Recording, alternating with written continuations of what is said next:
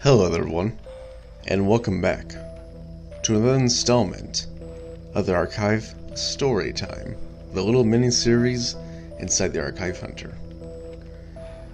Today we're going to be looking at all the stories of this tome before it ends, basically. Since we unlocked everything recently. And probably by the time you're watching this video, I'm probably back home. Maybe. It depends on how I upload these videos. Also, I spent all night pre-recording all these videos for you, so hope you guys enjoy them. But without further ado, let us get into the little stories that we're going to be listening to. Also, do let me know what do you think of the title, like the name of the series, The Storyteller? Because I've been trying to think of different things to call it, like maybe the Memory Reader or something like that. I don't know. You guys let me know what you think in the comments. But without further ado, let's just hop into the stories and see what we could learn from these characters. Also, I probably won't be talking as much because I'm getting tired. An engine echoes through the darkness. A roar vibrates through Yui's body as she accelerates through a thick churning fog across a wasteland of crumbling pagodas and buildings. She passes a wrecked motorcycle on the side of the road. Not far from the bike, a rider tries to stand but collapses on a shattered leg. She can't stop. She won't stop. She needs to win. She needs to reach the... She's not sure anymore. She looks left and right as she zips past the ruins of her hometown. She passes the same rider again, trying to escape the blazing wreck. Doesn't make any sense. Nothing makes sense. A demon yells in the fog. Seems like he's right behind her, lurking in the fog, waiting to jump out at her. She maneuvers through piles of flesh and gore of fallen riders, burning and sending puffs of swirling smoke up into the darkness. She yells helplessly, and the dead, smoldering riders begin to evaporate into a column of light breaking through the darkness. A rider suddenly stands in front of her. She skids, loses control, and tumbles over the road. Her insides feel like mush. Things are broken everywhere. Cracked bones rip through her skin, spitting out black, warm fluid. She tries to rise, but a bone jutting out of her black jeans won't let her stand. Like the fallen rider she ignored, she's broken, helpless, and soaked in gasoline. Oof. Misato studies Yui closely. To dream of fog and darkness means you see yourself as an imposter, perhaps even a failure. Yui nods and absorbs her friend's interpretation. Misato sips her beer. To see light means you'll overcome whatever is holding you back. To dream of a crash or a dead end could mean the death of something you want, something you wish for. Yui sighs and doesn't know if she wants to hear all this. The demon? The Oni? Why was it chasing me? Misato nods. The Oni could mean you're struggling to maintain your humanity as you chase your dreams. That you may be torn between right and wrong, between good and evil. Misato laughs to herself as she finishes her beer. Maybe winning isn't everything. Maybe you're greedy. Maybe you're trying to swallow an ocean when a glass of water would suffice. Yui scoffs. Greedy? I'm broke and you're paying for the beers. Misato shakes a drunken finger at her. Greed isn't just about money, Yui. It's about wanting more of anything. More races, more trophies, more fame. Maybe your need to prove yourself is killing something in you that doesn't want to die. Yui sighs and downs her beer. Enough stupid talk and more drinking. Behind her dismissive smile, Yui believes her nightmare has nothing to do with ego or greed, but the anxiety of not having the money to pursue her dream. Maybe winning isn't everything. Might not be everything, but it is rent money and groceries and beer for the next few weeks if she wins the Secret Four. But before she can win, she must be given a chance to race. Shinji, the favorite, has found a way to keep Yui out of the race, convincing the organizers that a female racer would undermine the Secret Four. It's chauvinistic, barbaric, dated, but it's also her reality. They're not used to someone of her caliber. Shinji has no caliber. He cheats and humiliates and ridicules to get a psychological edge. She knows his game, and he knows he's going to have to race her one of these days. But for now, he tells them if she races, he won't. And since he's the current champ, they somehow believe they need him to attract the money. She's sitting out tomorrow's race, but she'll be there to cheer her good friend, Hiro. Shinji trash-talks Yui as she fills Hiro's ears with fighting words. Fighting words, that's what her grandmother used to call them. Words with wings that filled the mind and lifted the spirit. Words. Words are more than words. They can build, they can destroy, they can empower. They can turn mice into gods and gods into mice. Shinji tells Hiro he's going to make an example out of him because he supports Yui. Hiro acts tough, but Yui sees those fear-heavy words crawling into his ear, feasting on his confidence and weighing him down. Shinji turns to Yui and makes fun of her hair, winks at her, and asks if she came to watch men ride. She doesn't dignify his shit with a comeback. She wants Hiro to win. But the termites have taken hold, and he's a shell of a rider on a bike about to crack. She whispers winning words in his ears like her grandmother used to do with her. But he doesn't know how to make those words work for him. He's lost, and the race hasn't even begun yet. 4 a.m. Yui watches Hiro speed off and take the lead. Shinji and others follow close behind. Maybe her words did help. Hiro rounds the bend. She watches Shinji race beside him and lean in. He leans in close, extends his arm, and touches Hiro's shoulder. Just touches him, not to push him or hurt him, but to annoy him, to distract him. Hiro swears, loses his focus, loses control. An instant later, he's skidding across the pavement with a wrecked bike, leaving a trail of sparks and oil. His helmet is disintegrating layer by layer against the rough pavement like sandpaper. He needs help, but the other racers speed past him, all trying to win the prize money. Hiro stands and staggers stupidly into the road.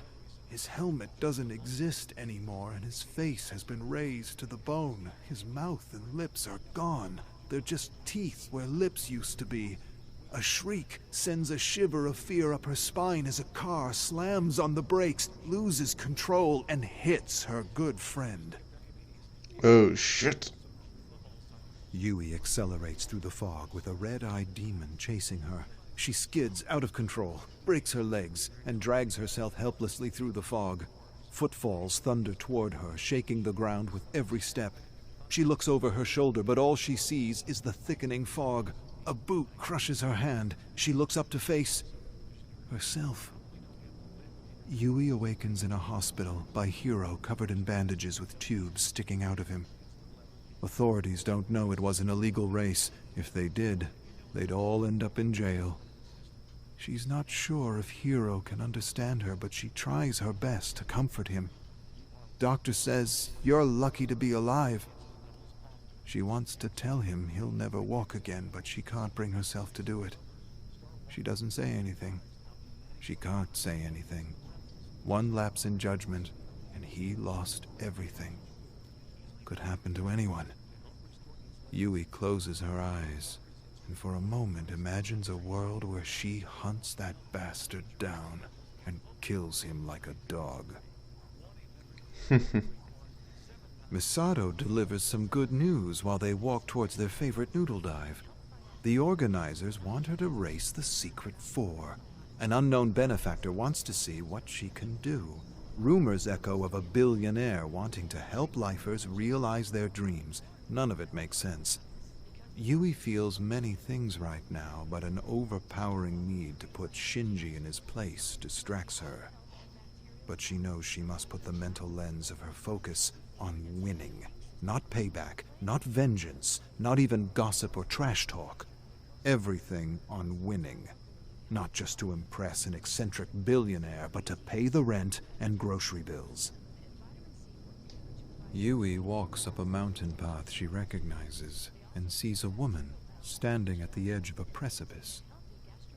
She reaches out to the woman, knows something's wrong. The woman turns to her slightly, and Yui realizes she's staring at an older version of herself. Gray hair, bloodshot eyes, tears streaming down her face. Older Yui stares at younger Yui with longing. Then older Yui shakes her head, turns, and jumps. Younger Yui rushes to the edge and stares down at countless bodies busted and broken over jagged rocks. All of them her. She has sudden flashes of a life she doesn't recognize. A life where she never left Hida or pursued her dream. A life where she became a teacher like her father. None of it makes sense. She covers her face with her young hands and screams, and suddenly wakes up in her bed, lying in a pool of sticky, cold sweat. Misato smiles at Yui. Maybe it was a dream. Maybe it was a glimpse into another world, a world where you take a completely different path. In one, you become a vengeful red-eyed brute, and in another, a coward that doesn't follow her dreams. Yui shakes her head. I don't believe in any of that multi-world magical bullshit. Misato scrunches her face when she hears magic. Not magic, quantum. Quantum bullshit. Misato munches on peanuts and sips her beer. If it's a dream, it probably has something to do with something you are moving away from, something you left behind. What do the cliffs signify? Yui remembers a moment with her grandmother. She remembers she was at a recreational center with her friends and cousins. She lost a relay race because her best friend stopped to see if their competitor was okay when he tripped and fell. Her teammate helped the boy up while another team took the lead and won the race. She was furious, and they hadn't spoken for weeks. Yui remembered going to the precipice where they liked to talk, hoping she would be there, but she wasn't. Her grandmother went up to see her and listened to her side of the story and sided with her friend. Yui vaguely remembered the talk. Her grandmother sat beside her, staring below the jagged rocks, laughing nervously. You love danger. And more than danger, you love winning. Always have, always will. But winning isn't everything, Yui. Tell me, what's the use of winning if you lose all your friends? Who are you going to share your victories with? Yui laughs at this and calls her best friend weak. Her grandmother places a concerned hand on her shoulder. She's not weak. I would say she's quite the opposite, to sacrifice winning to help someone in need. Empathy is what makes us human, and if you lose this, you are just a very good machine that wins. What does it matter if you gain the world if you lose your humanity? Yui closes her eyes and knows her grandmother is right. And yet, there's something inside her that hates to lose, that refuses to lose, something that will drive her to win despite it all. A thing that brings out the best and worst in her. Engines rattle and roar in an endless cacophony as Shinji messes with Yui. Everyone wants the jackpot, and she needs this money more than ever. She's been working as an assistant English teacher at a high school, but it's barely enough to get by, let alone fix her bike.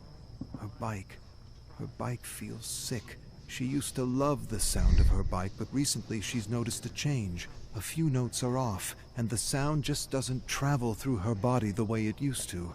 All these engines singing their unique song, and her bike singing something strange and off. She needs the prize money, and the sponsorship of a billionaire wouldn't be so bad either. Last thing she'll do is let this fool disrupt her focus. She smiles at him after he levels an insult at her and threatens to run her off the road.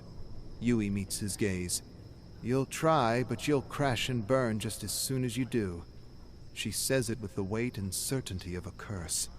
Shinji tells her she should stay out of this one and let the men race. She knows what he's trying to do. He's trying to disrupt her, get in her head, change the vision of victory in her mind. He tells her the race is his. She flashes a smile.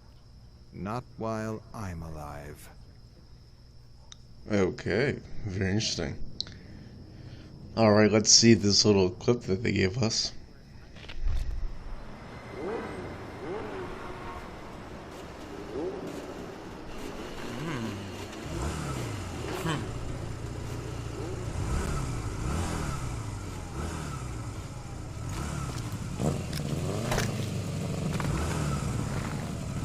Ooh, going out without a helmet, huh? That's quite confident.